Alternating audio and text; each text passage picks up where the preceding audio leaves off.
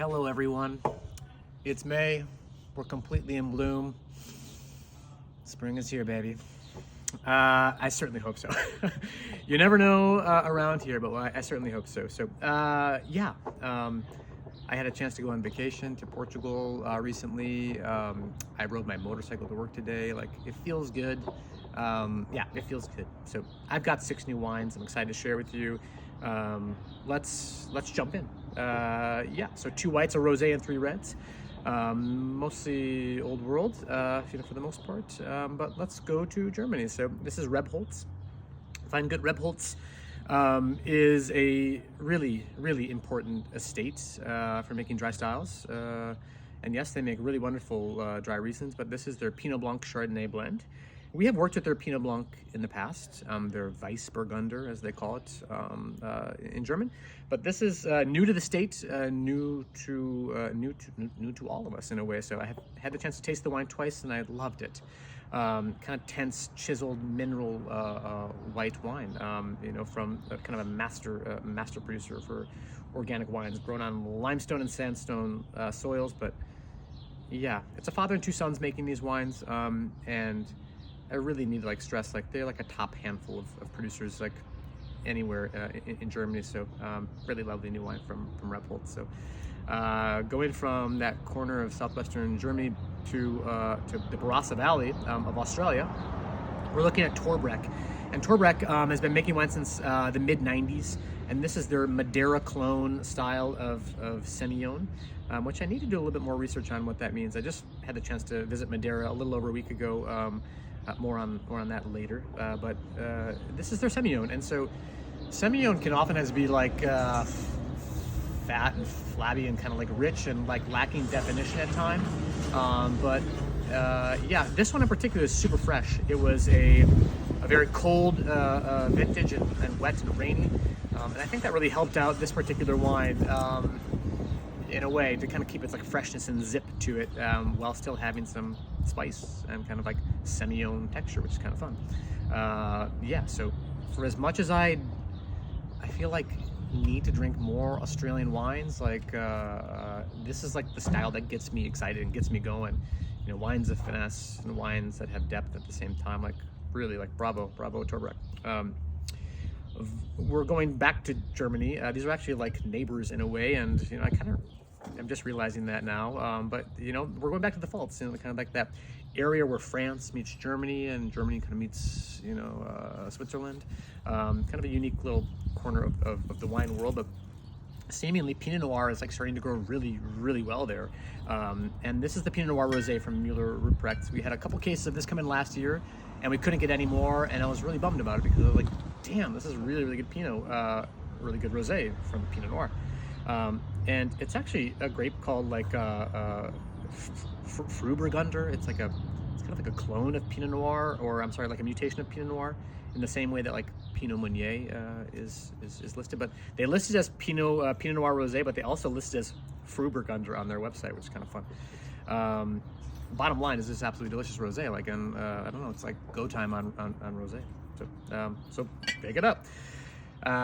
Going to Austria, from Germany to Austria, pretty natural kind of segue there. We're at with Johanneshof. Johanneshof is a producer that we have worked with in the past for their white wines, but this is their 2020 Pinot Noir.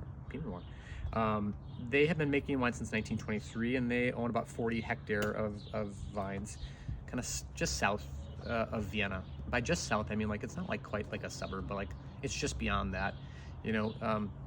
Don't forget, Vienna is the great wine metropolis in a way. There are vineyards, significant vineyard holdings right inside the city and right at the city's edge.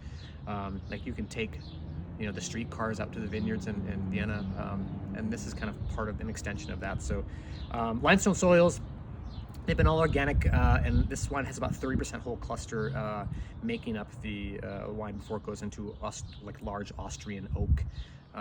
Medium-bodied, savory. There's some really good spice to it. I drank it over the course of 3 days, and it was awesome. It was really, really good. I like how it has a little bit of age on it too. So, yeah. Moving on and going to France. This is Domaine de la Cerisinière. And Cerisinière, we had a chance to visit them in 2019. And we met Philippe and Guillaume, kind of the father-son team there that like, man, they've got like really amazing old vines. They're just the nicest guys, and they are talented winemakers, father and son. Like, the son is kind of taking on the reins completely in the cellar and bringing some, his ideas about where the wine should be, and it's exciting, So this is the Les Devant. They make 2 different gamay that we work with, on and off, and this is the Les Devant. And this is the more serious, concentrated, like powerful expression of gamay.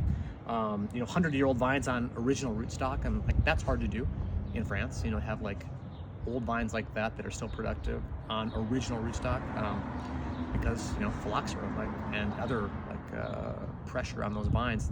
The fact that they are healthy and still producing fruit is really, really special. So the old vines really kind of tell the story of the terroir. So really, really lovely old vine gamay. So this spends 12 months in neutral barrel, and so like it's a wine of concentration. It's a cool bottle. So finishing up in Portugal, I had a chance to visit Portugal with my family a couple weeks ago, and for as often as I've been drinking Portuguese wines recently, and like kind of just throughout, I guess, my career, like I'm in. Like I had so many amazing wine experiences while I was in Portugal.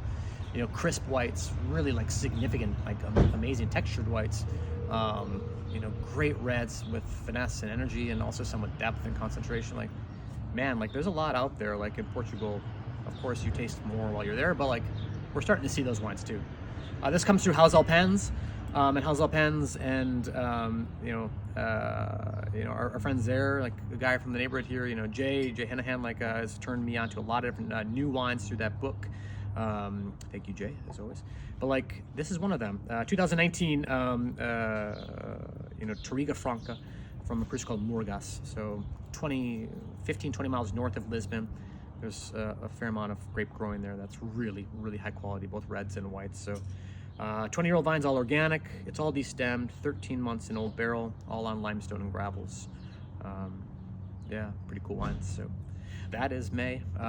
Yeah, we're out here, like we're feeling good. Honestly, it's a lovely day, and hopefully it's kind of, the season is upon us. So I hope you enjoy spring. It's my favorite season in a lot of ways. Yes, you can pick these wines up starting this weekend, and thanks as always. Cheers.